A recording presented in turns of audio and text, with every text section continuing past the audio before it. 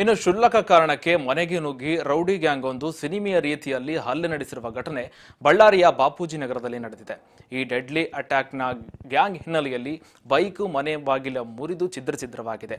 ಜನವರಿ 31ರಂದು ಕ್ಷುಲ್ಲಕ ಕಾರಣಕ್ಕೆ ಬಾಪೂಜಿ ನಗರದ 7ನೇ ವಾರ್ಡ್ನ ನಿವಾಸಿ ಶ್ರೀನಿವಾಸ್ ಎಂಬುವರ ಕುಟುಂಬದ ಬಾಲಕನ ಮೇಲೆ ರಾಜಾ ಅಲಿಯಾಸ್ ಮಾರ್ಕೆಟ್ ರಾಜನ ಗ್ಯಾಂಗ್ ಹಲ್ಲೆ ನಡೆಸಿತು. ಈ ಗ್ಯಾಂಗಿನ ಭಯಾನಕ ಕೃತ್ಯದ ವಿಡಿಯೋ ಸಾಮಾಜಿಕ ಜಾಲತಾಣದಲ್ಲಿ ವೈರಲ್ ಆಗಿತ್ತು. ಶನಿವಾರ ತಡರಾತ್ರಿ ಪ್ರಕರಣ ಬೆಳಕಿಗೆ ಬಂದಿರುವುದರಿಂದ ರೌಡಿಗಳ ಅಟ್ಟಹಾಸದ ವಿರುದ್ಧ ಬುರಸ್ಪೇಟೆ ಠಾಣೆಯ ಪೊಲೀಸರು ಶ್ರೀನಿವಾಸ್ ಕುಟುಂಬ ಪ್ರಕರಣ ದಾಖಲಿಸಿದೆ.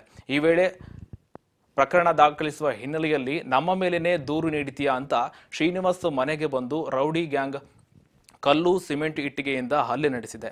ಈ ವೇಳೆ ಶ್ರೀನಿವಾಸ್ ಅವರ ತಾಯಿ ಗೌರಮ್ಮರಿಗೆ ತೀವ್ರ ಗಾಯವಾಗಿದೆ. ಈ ಘಟನೆಯಲ್ಲಿ ಶ್ರೀನಿವಾಸ್ ಮತ್ತವರ ಮಕ್ಕಳಿಗೂ ಗಾಯವಾಗಿದೆ. ಹಲ್ಲೆ ನಡೆಸಿದ ರೌಡಿ ಗ್ಯಾಂಗ್ ಮನೆಯವರಿಗೆ ಕೊಲೆ ಬೆದರಿಕೆ ಕೂಡ ಹಾಕಿರುವಂಥದ್ದು. ಇವರ ಕೊಲೆ ಹಾಕಿರುವ ಆರೋಪಿಗಳಾಗಿರುವ ರಾಜ, ನಂದೀಶ್, ಮಹೇಶ್, ಸೂರಿ, ಹಳೇಕೋಟೆ ರಾಜ, ಚಿನ್ನ, ಪಾಂಡು, ಮಹೇಶ್ ಸೇರಿದಂತೆ 10 ಮಂದಿ ವಿರುದ್ಧ ಪ್ರಕರಣ ದಾಖಲಿಸಿಕೊಂಡು ಬುರಸ್ಪೇಟೆ ಪೊಲೀಸರು ರೌಡಿಗಳ ಹೆಡೆಮುರಿ ಕಟ್ಟಲಿದ್ದಾರೆ.